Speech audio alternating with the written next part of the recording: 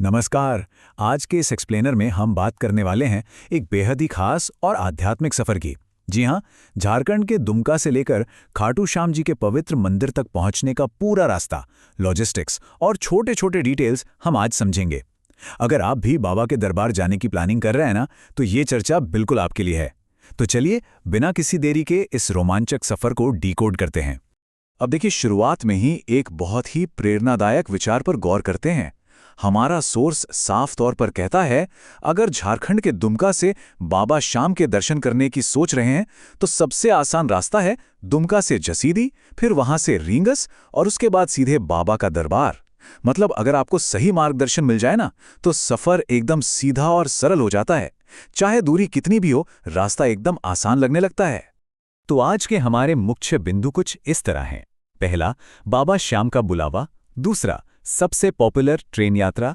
तीसरा, सड़क मार्ग और भक्ति गीत। चौथा, समय बचाने वाली हवाई यात्रा। और आखिर में पांचवा, कुछ बहुत ही जरूरी ट्रैवल टिप्स। चलिए सबसे पहले भाग 1 की बात करते हैं, बाबा श्याम का बुलावा। वैसे संकल्प चाहे जो भी हो, बाबा तक पहुंचने के कई अलग अलग रास्ते और माध्यम मौजूद हैं।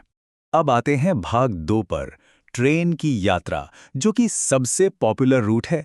ज्यादातर श्रद्धालु इसी सुलभ और आरामदायक माध्यम को चुनना पसंद करते हैं।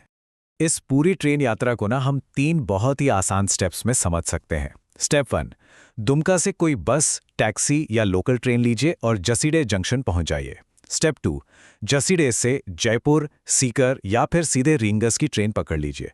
रींगस जंक्शन इस पूरे सफर का सबसे अहम और नज़दीकी स्टेशन है।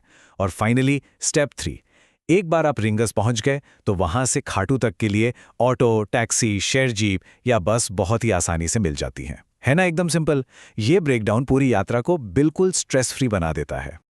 और पता है, रींगस जंक्शन से खाटू श्याम मंदिर की दूरी महज 17 से 18 किलोमीटर ही रह जाती है। मतलब एक बार आप स्टेशन पर पहुंच गए तो बाबा के दरबार का ये आखिरी सफर एकदम छोटा और आसान हो जाता है।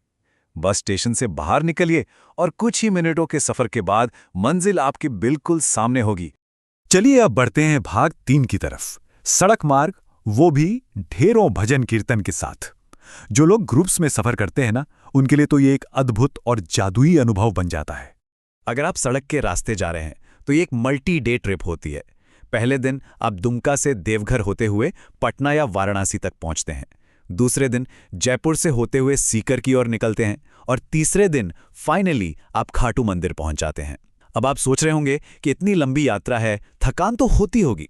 बिल्कुल नहीं, क्योंकि रास्ते भर श्रद्धालु लगातार भजन कीर्तन करते हुए एक ऐसा माहौल बनाते हैं कि क्या कहने। ये भक्ति और संगीत का जो कॉम्बिनेशन है ना, वो लंबी दूरी को भी एक उत्सव में बदल देता है। अब बात करते हैं भाग 4 की, हवाई यात्रा। अगर आपको समय बचाना है और जल्दी पहुंचना है तो ये विकल्प बेस्ट है। आइए इसके लॉजिस्टिक्स को समझते हैं। हवाई मार्ग से जाने के लिए आपको दुमका से निकलकर सबसे पहले देवघर या पटना एयरपोर्ट पहुंचना होगा। वहां से सीधा जयपुर एयरपोर्ट के लिए फ्लाइट लेनी है और फिर जयपुर से आगे की यात्रा सड़क के जरिए पूरी करनी होती है। अगर आप कम समय में बाबा के दर्शन करना चाहते हैं तो सच मानिए, इससे ज्यादा सटीक और सुविधाजनक रास्ता कोई और नहीं है। जयपुर एयरपोर्ट उतरने के बाद खाटू श्याम जी के मंदिर की दूरी करीब 80 से 90 किलोमीटर रह जाती है। आप आराम से कोई टैक्सी या कैब कर सकते हैं और ये दूरी कुछ ही घंटों में बड़े प्यार से कट जाती है। जो श्रद्धालु थोड़ा तेज और आरामदायक सफर चाहते हैं, उनके लिए ये एकदम परफेक्ट ऑप्शन है। और अब हम पहुंच गए हैं अपने आखिरी हिस्से पर, भाग 5, महत्वपूर्ण यात्रा सुझाव। ये एक तरह की सर्वाइवल गाइड है जो आपकी यात्रा को सुरक्षित और सुखद बनाएगी। देखिए, मेले के समय, खासकर फागुन मेले के दौरान भीड़ बहुत ज़्यादा होती है। इसलिए समझदारी इसी में है कि आप अपने होटलों की बुकिंग बहुत पहले ही कर लें। दूसरी बात, सफ़र में अपने साथ पर्याप्त पानी और ज़रूरी दवाइयाँ हमेशा रखें। एक और बात ध्यान रखिएगा, रात के समय दर्शनार्थियों की भीड़ अचानक से बढ़ सकती है, तो इसके लिए मेंटली प्रिपेयर्ड रहें। और हाँ, दर्शन के दौरान लंबी लाइनों में खड़ा होना पड़ सकता है, इसलिए हमेशा आरामदायक कपड़े ही पहनें।